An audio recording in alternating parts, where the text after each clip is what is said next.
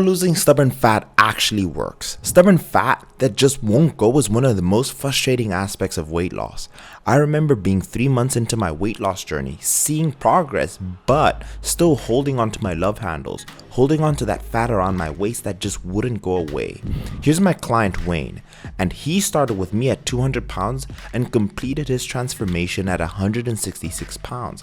That is 34 pounds loss, but halfway through, it was really hard to tell that it was truly ever going to be able to lose that stubborn fat. But everything changed when I finally incorporated these 5 stages I'm about to share with you in this video. No matter how successful you are in other areas of your body, there's usually that one area that just won't shift. In this video, we'll talk about how to lose stubborn fat and how that is done according to the science and why it can be so challenging. In my experience, most people quit right before they're about to see the light at the end of the tunnel. So before we dive in, for people searching this kind of info, for the YouTube algorithm, and to support me and what I'm building on this channel, gently tap the like button, subscribe if you're new, and hit the notification bell so you're up to date with the most relevant and most recent science-based information. Let's kick it off. What is stubborn fat? The first thing that should be made clear is that in scientific terms, stubborn fat doesn't exist. There is no difference between the fat that vanishes after a couple of weeks and the fat that refuses to leave you after 6 months. But just because stubborn fat is biologically no different from regular fat, that doesn't mean that there aren't areas of your body where fat is less likely to vanish. So what's going on here? Partly, this is an issue of perspective. If you diet and exercise for long enough, all of the fat in your body will be burned. It's just a question of maintaining a caloric deficit for long enough. If all of your body fat has to go eventually, then there are going to be areas that go first and areas that go last. Are you still with me? If you have $100 and you spend $1 a day, there is nothing special about the last dollar that you have. It just happened to be used last. Areas that we designate as stubborn are usually areas that had the most fat to lose in the first place. So if you have more fat around your belly, for example, than your arm, then you could lose twice as much belly fat as arm fat and still feel that you have too much belly fat. Losing stubborn fat is more about patience and consistency than trying any crazy diets or secret exercises. So let's first take a look at how to lose fat. How to lose fat. No matter how complicated some fitness experts try to make fat loss sound, it's an incredibly simple process. First thing you need to know, body fat should be thought of as stored energy.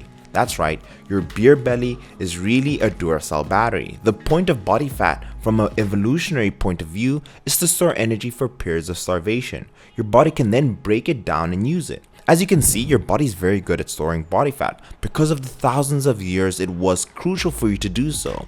So, how do you gain and lose body fat? It's all about creating a negative energy balance. And what is that? Every day, you burn calories performing numerous tasks. Going to the gym obviously burns a lot of calories, but so does sitting on a chair, reading a book, walking up the stairs, vacuuming the hallway, taking the dog for a walk. Every single action, even breathing, burns calories. The total number of calories that you burn is usually around 2,000 calories per day, but this can vary dramatically depending on your lifestyle. Some people burn significantly more and some people burn significantly less. The total number of calories is known as your total energy expenditure, TEE. Another thing that we do every day is eat and drink. These foods we eat and drink contain calories, energy. Adding all of these calories up will give you your total energy intake. If your total energy expenditure is higher than your total energy intake, your body will burn stored energy, body fat, to balance the equation. If your total energy expenditure and your intake are identical, then you will neither gain nor lose body fat. It is important to think about this process in terms of weeks and months rather than days. One day where you eat a little more than usual will not lead to significant fat gain. One day where you exercise like crazy and starve yourself will not lead to significant fat loss. But if you go 12 weeks with a small caloric deficit, you will start to lose significant levels of fat. Sadly, the opposite is also true. And this is how stubborn fat actually works, the 5 stages. Now that we've taken a look at the process for fat loss, let's take a closer look at how losing stubborn fat actually works. Step 1. Reversing weight gain. This is the most overlooked aspect of fat loss and is something that many dieters should pay a lot of attention to. The chances are that if you're looking to lose fat, then you must have gained fat in the past. For most adults, this starts in their mid-20s and steadily increases until they decide to make a change. If you are heavier now than you were 2 years ago, then you're probably gaining weight. It will be a slow process, and you won't notice it every day, but your total energy intake is higher than your total energy expenditure. So, when you start a diet and exercise, the first thing to happen is not immediately weight loss. Instead, it's the reversal of the weight gain. For example, let's say that 1 year ago you weighed 150 pounds, but today you weigh 180 pounds. You've gained 30 pounds in 1 year, or 2.5 pounds each month. If you continue as normal, you'll weigh 180 pounds within the next 2 months. Right, so let's say that you start exercising regularly and dieting, but after 2 months you're still weighing at 175 pounds. What does that mean? Does that mean you failed? No, it means that you've stopped gaining weight. You've reversed your diet. But because people don't acknowledge this step, they think that they're failing. And this is sadly why a lot of people stop dieting and exercising.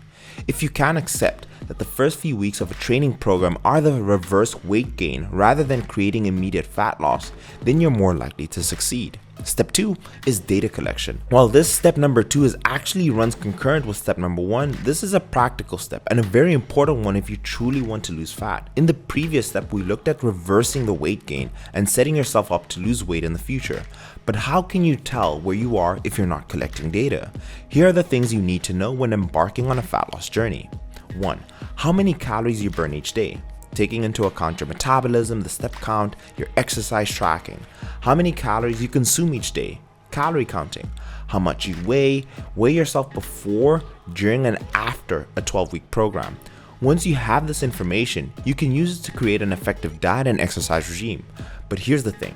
You need to be consistently updating the data as it will change over time.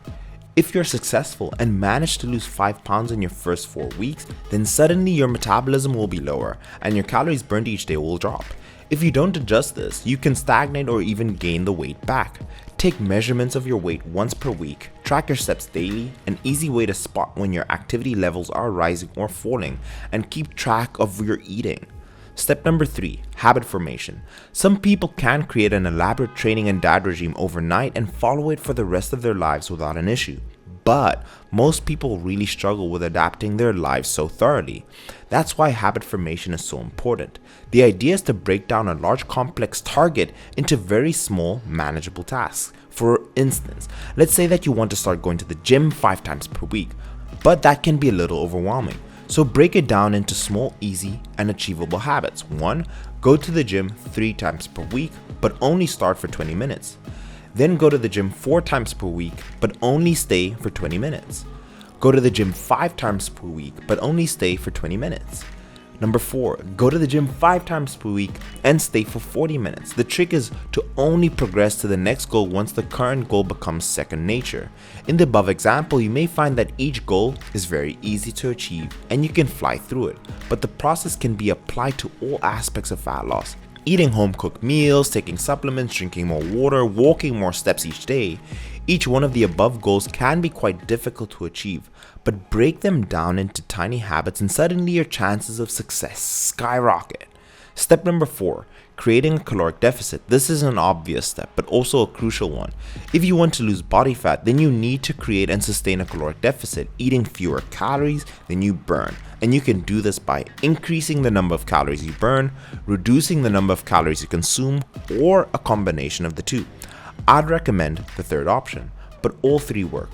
The larger the deficit, the harder it is to maintain and the faster the result. I'd recommend that most people create a small deficit for a longer period of time, as this is easier to do and helps establish better long-term habits. And step number 5, adjusting to fat loss. So far, all the steps will help you burn fat, but to get that last bit of stubborn fat, you need to be adjusting your diet and exercise regime throughout its duration. As I touched upon earlier, as you lose fat, your metabolic rate can drop slightly. This is what causes weight loss plateaus and creates frustration with stubborn fat. Weigh yourself each week. Once you've lost a few pounds, you need to reduce your caloric intake further or increase your calories burnt through exercise, walking, or being more active at work or in the home. This is where the few people who ever manage to remove their stubborn fat tend to stand out from the crowd.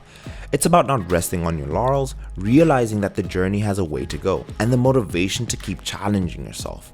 I personally take care of all these 5 stages for my clients in their transformation.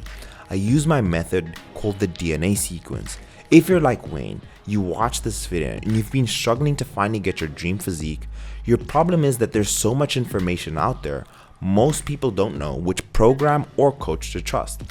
I am the best person to help you finally make that breakthrough. If you're a busy professional, a success-minded individual, you want to be at high peak performance in your career and in your personal life, fill out the form in the description below and book a call with me. Losing stubborn fat is like running a marathon. The first couple of steps, 100 steps, even 1,000 steps will be easy. But it's really about the last stretch that makes it so difficult because you've been doing it for so long. This is where it becomes more of a mental challenge than anything. And also training consistently to be able to sustain yourself throughout that entire process. With that being said, you need to be consistent, you need to be diligent. And I always tell my clients this, the more attention to detail that you pay with the diet, the same detail you'll see with your body. And this is why most people, even competitors, get a coach because they need someone to guide them through that entire journey on their own. Some people are able to do it. It really depends on what type of person you are. I'll leave the video there. If you feel like you want to finally lose the stubborn fat, you want someone to guide you through it, someone who will guarantee you results, book a call with me. The link is in the description. I'm your guy to make that happen. If you found this video helpful, leave it a thumbs up. Comment down below how you've struggled with your stubborn fat and I can at least help you or at least point you in the right direction. Let me know in the comments. I'm there for you. Also, I'll see you in the next video. You can watch any of these two. They'll help you with the stubborn fat as well. Cheers.